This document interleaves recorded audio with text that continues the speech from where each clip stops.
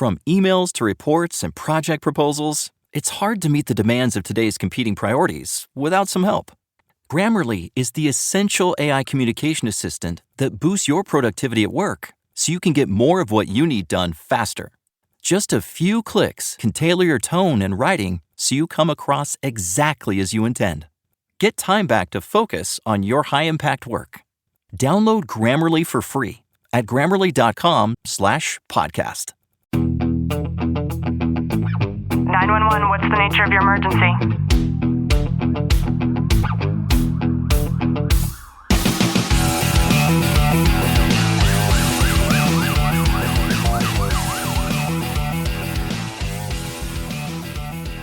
Welcome back to the Tactical Living Podcast. I'm your host, Ashley Wilton, joined by Sergeant Wilton. How are you? I'm excellent.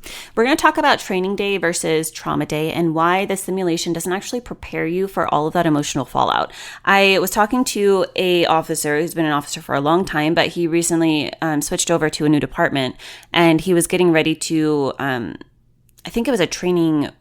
It was on the weekend, and it was like an entire day during the weekend that they needed to do active shooter training. And so basically they were going to be like at the range and just gun in hand the entire time.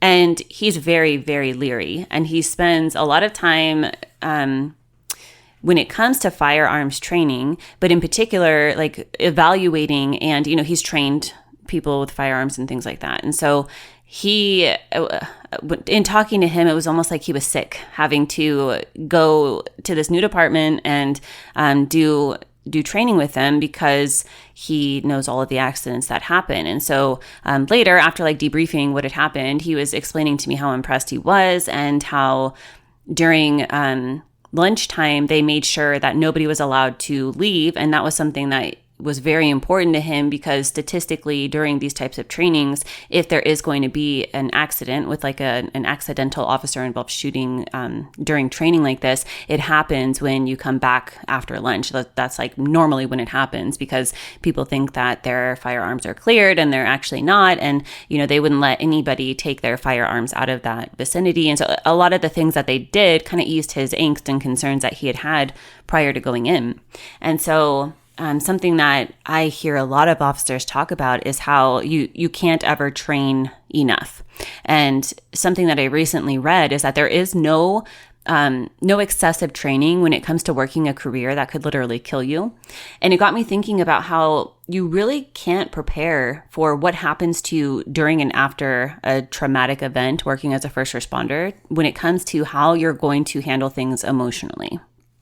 Yeah, and like I look back throughout the years, and I know a lot of my partners, and like I look at it in the mindset of, they say one of them was involved in an officer-involved shooting, and typically what ends up happening after you have one officer-involved shooting, you start, you know, like, you start attracting more of incidents like that to where the probability that you'll be in another officer involved shooting increases.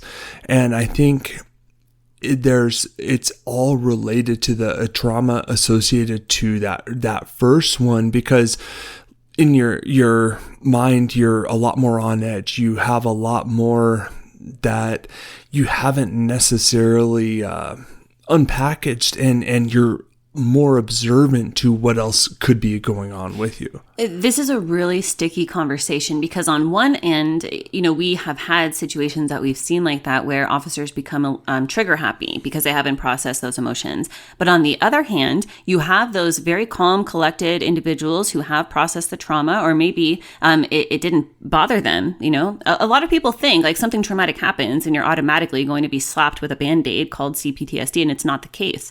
And so a lot of the times too, the flip side to that is you'll be involved in an OIS, and that heightened awareness is actually that primal instinct that kicks in at a heightened level because you have been through this before, and you're more aware of things in a way that instinctually you can't train for.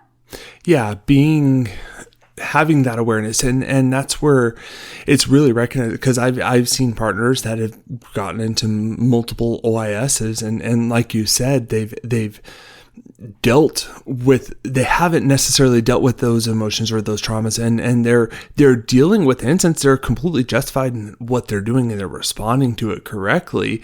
But then I've seen guys on the back end like, yeah, it sucked, but you can tell that they unpackaged it. They've dealt with that trauma. They've dealt with everything associated to it. And they're the ones that are a lot less likely to have those officer involved shootings. Yeah, and don't get me wrong, like, you do simulation training for a multitude of reasons, and it's important. It's very important. You have that the repetitious skill of practice that builds your confidence, it builds your speed, your muscle memory. You have scenario-based drills, and that can help to be able to mimic some of those high-pressure decision-making skills that might need to take place. But it can only prepare you so much. However, I think it's awful for smaller departments in particular when I see officers that don't have access to those levels of training. And a lot of the times they're not making shit. And yet they're expected to proactively pay for these classes that are usually not even in the small states that they work in order to be able to gain access to those levels of training. And I think that needs to change.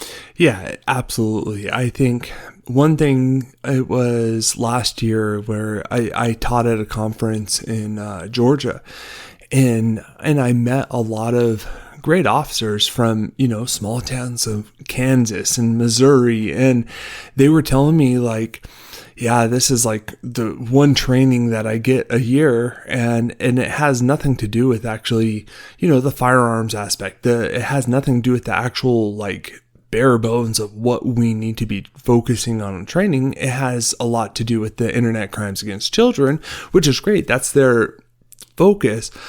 But they're like, yeah, this is the only training I really get every year.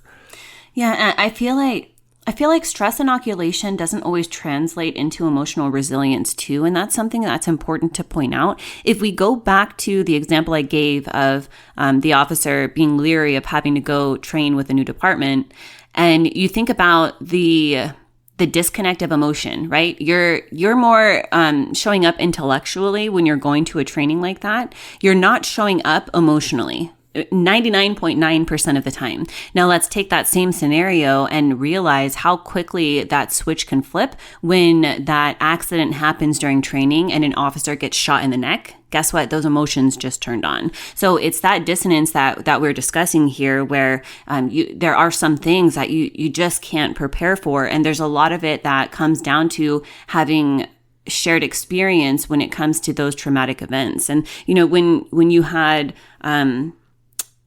what was the IRC shooting? Do you remember what, 2012? So when that happened, like, I remember that being an emotional training for you. Mm-hmm. Yeah, that was, you have you have those debriefs, you have everything going into that. But then when it comes to an active shooter type scenario, when it comes to, okay, now you're emotionally invested into the training instead of just showing up, going through the monotony of training. Like, this is real life experience now. And it's important to go into it with that open mind and to go there, not just like, oh, I'm better than this. It's going in there of how can I get better? I think that's important. And another example that I can give is when you're in the academy and you know that you're going to get tased that day, your emotions show up. Quite a bit different than every other day when you're out there in the 100-degree weather doing PT, right? Yeah, because this is specifically happening to you today, and it's easier for emotions to get involved. And that's why I think, having an emotional response to a lot of different situations is important. Not saying you need to be overly dramatic or have a physical emotional response, but being able to tie in emotions to an understanding and a sense of like caring for other people. What you're actually getting to is called emotional intelligence. And we lack significantly as a culture, as a nation, regardless of which career that you're in, when it comes to providing emotional intelligence training. And sometimes you are fortunate enough to be raised in a home to where that's kind of ingrained in your soul. I believe that because of the old-fashioned dynamics that my folks raised me with, a great deal of that that emotional intelligence is just naturally there. However, it's also a great interest of mine, which has just perpetuated it as I've grown into adulthood. But for many people, that does not exist. And I think it's so important to recognize things that you can do in order to be able to build on the resiliency of your own individual emotional intelligence. Yeah, it's super important. And especially with seeing these younger officers come through, they have very little to no emotional intelligence when it comes to doing this line of work. And I think we are failing ourselves as law enforcement by not teaching this, by not instilling this into our up and coming officers. Yeah, and it doesn't have to be crazy, right? Going back to the example I shared of the individual who knows, like, I am uncomfortable being in an environment that makes me uncomfortable like this, and I have so many reasons why.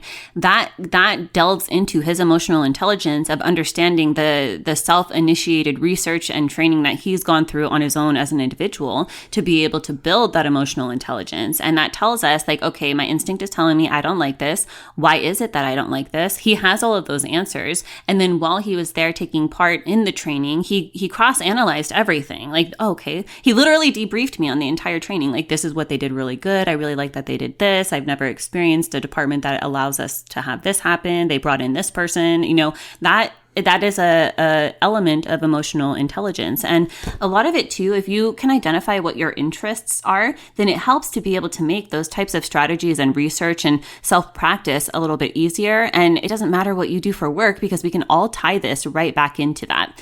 I hope you've gotten some value out of today's episode. If you have, do us a favor, drop a review, subscribe down below. And as always, know that I'm sending you a long, tight hug from my home to yours. Fall is all about cozy comforts, but when you're prioritizing your health, it's easy to feel like you're missing out. With Hero Bread, you can enjoy all your fall favorites because they're made with Hero Bread sliced bread loaves, tortillas, bagels, dinner rolls, and more. Try their all-new Hero Noodles with 12 grams of protein and just 80 calories. You won't believe Hero Bread's options have 0 to 5 grams net carbs and are high fiber from the taste and texture. They've even got small batch drops of indulgent favorites like the popular Hero Croissant. And right now, Hero Bread is offering 10% off your order. Go to hero.co and use code FALL25 at checkout. That's FALL25 at hero.co. All figures are per serving of Hero Bread. Contains 2 to 18 grams of fat per serving. See the product nutrition panels on hero.co for more information.